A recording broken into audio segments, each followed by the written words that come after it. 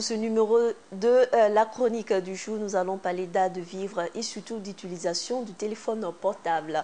C'est donc parti pour la chronique du jour avec l'administratrice culturelle Nina Diallo qui est sur ce plateau donc pour vous donner des conseils en ce qui concerne l'utilisation du téléphone portable. Bonjour Nina. Bonjour Alida, bonjour aux fidèles téléspectateurs de la chaîne Burkina Info.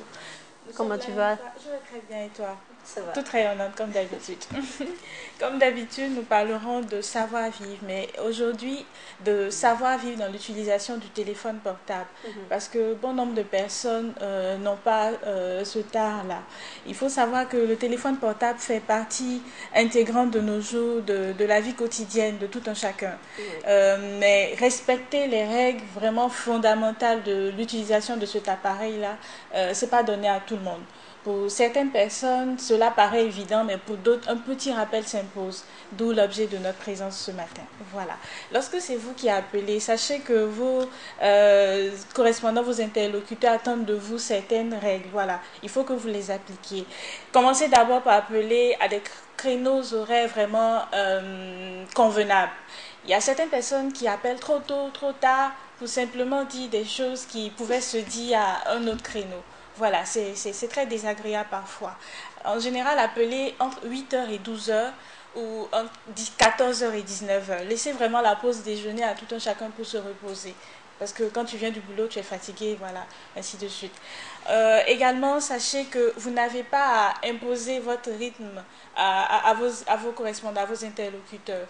Vous devez apprendre vous-même à vous adapter à certains éléments tels que savoir qu'il y a, lorsque vous appelez à l'étranger, le décalage horaire qu'il faut prendre en compte. Il ne faut pas appeler au milieu de la nuit. Pour vous, il fait jour, mais là-bas, voilà. Il faut en tenir compte pour cela. Vous pouvez vous renseigner ou même avec cette personne. Quel est le décalage horaire entre ton pays et le mien pour pouvoir en tenir compte. Lorsque vous appelez, parfois vous-même vous sentez qu'on vous dérange. Donc sachez que l'autre peut avoir cette même impression de vous. Donc ne parlez pas trop, franchement soyez bref. Dites l'essentiel, vous appelez, commencez par saluer, vous donnez l'objet de votre appel. Voilà. C'est très important. D'accord. Avant de rentrer dans le vif du sujet, peux-tu revenir un peu sur l'aspect utilité même aujourd'hui du téléphone portable? Le téléphone portable sert à joindre ceux qui ne sont pas tout près de nous. Voilà. Lorsqu'on a des informations à faire passer, lorsque voilà, on veut entrer en contact. En gros, c'est vraiment ça son utilité première. Voilà. Utilité première, ça veut dire qu'à l'heure actuelle, je ne peux pas prendre mon téléphone pour t'appeler puisque tu es avec moi. Tout à fait, tout à fait. D'accord. Alors, tu as évoqué tantôt l'aspect horaire qu'il faut prendre en compte, surtout à cause du décalage lorsque l'autre est à l'étranger. Mais justement, quand il y a urgence, qu'est-ce qu'on fait? L'urgence n'attend pas. Urgence, vous appelez. Voilà, c'est pour cela qu'il ne faut pas prendre pour habitude de le faire à chaque fois. Lorsque vous appelez à des heures vraiment tardives ou très tôt, automatiquement la personne te dit il n'a pas pour habitude de faire ça, donc il y a un problème. Vous voyez, c'est vraiment ce message-là que vous devez transparaître. Il faudra savoir quelle est l'urgence d'abord parce que ton urgence peut ne pas être là, mon urgence. Urgence, par exemple, lorsqu'il y a voilà, une mauvaise nouvelle à annoncer ou ça peut être aussi une bonne nouvelle hein, lorsqu'on est pris par l'euphorie voilà, de l'action. Voilà. Tu as tout à fait raison de dire que ce qui est urgent pour toi peut ne pas l'être pour moi. Mais il faut vraiment être raisonnable, amis téléspectateurs. D'accord, être raisonnable. Alors aujourd'hui, Nina Diallo, le phénomène du téléphone portable, surtout avec les réseaux sociaux, est-ce qu'aujourd'hui on peut vraiment parler de savoir-vivre avec ce téléphone portable, avec cet outil-là, indispensable aujourd'hui? C'est pour cela que les émissions comme la vôtre sont à saluer parce que le savoir-vivre, ça s'apprend. Ça s'apprend. C'est pas inné.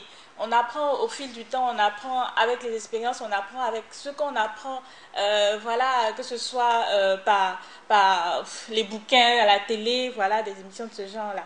Lorsque, par exemple, vous recevez un appel, lorsque vous êtes à table, que ce soit chez vous, vous êtes invité chez les gens, ne décrochez pas. C'est un signe d'impolitesse, c'est un manque de considération envers ceux avec qui vous êtes à table.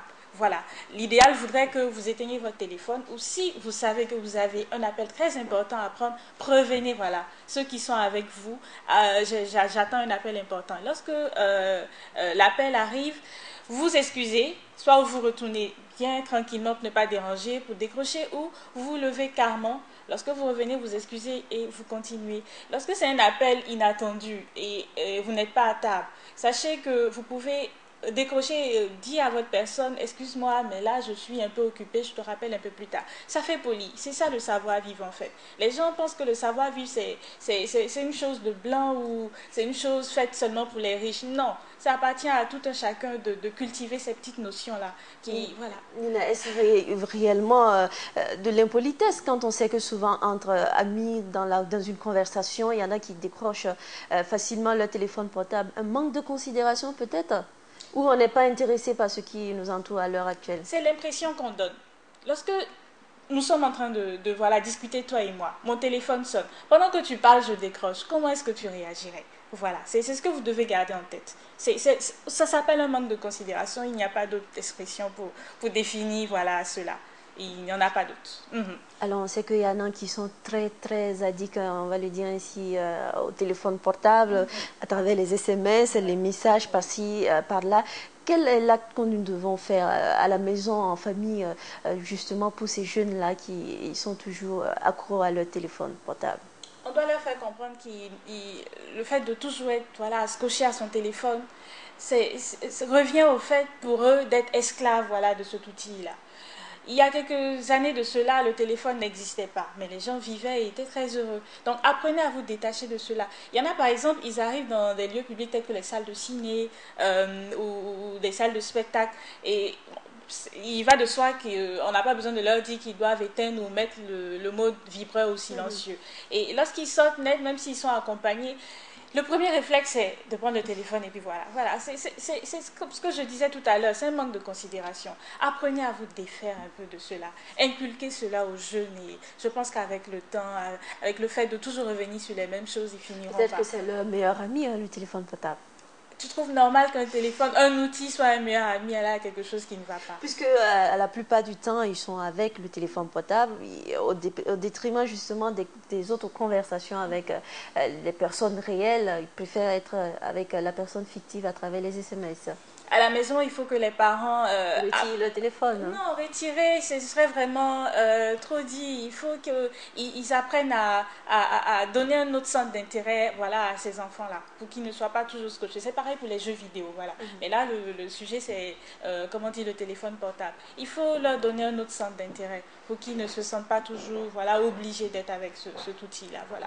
Également, si tu le permets, dans les avions et les hôpitaux, il faut toujours éteindre le téléphone portable parce que le téléphone portable émet des ondes radioactives qui voilà, créent des interférences voilà, soit avec le tableau de bord, soit avec le matériel, les matériaux disons dans les hôpitaux. Il faut prendre pour habitude d'éteindre là. Les gens ne voient pas le danger en fait parce que pour eux c'est juste voilà, un objet voilà, qui sert à... si j'éteins et on veut me joindre, je fais comment? C'est ce qu'ils se disent. Il faut tenir compte de tous ces aspects-là. Alors, et pour les personnalités publiques, par exemple, est-ce qu'il y a une heure pour les appeler ou on peut les joindre à tout moment? Les personnes, je n'ai pas bien compris. Par exemple, le président du FASO. On va prendre l'exemple de la... Je ne pense pas que tout le monde ait la chance d'avoir le numéro du président. Hein. C'est pour cela qu'il y a souvent des appels privés.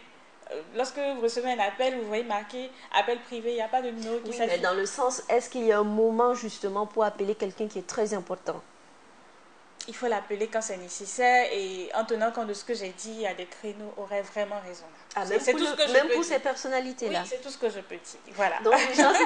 C'est tout ce que je peux dire pour ça parce que je me dis que si vous prenez la peine d'appeler ces personnes très importantes, comme tu le dis, c'est que vraiment l'objet de l'appel est important également.